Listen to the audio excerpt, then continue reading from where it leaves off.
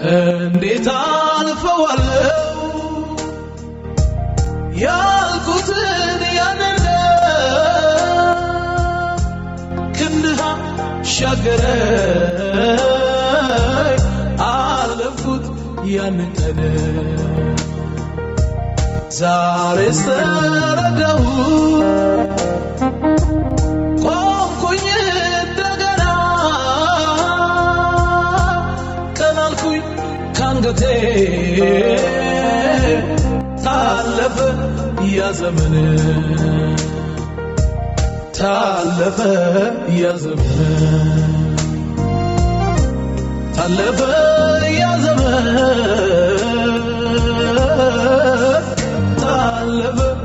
ያ ዘመን ታለፈ ያ ዘመን በኢየሱስ የማይታለፍ ምን አለ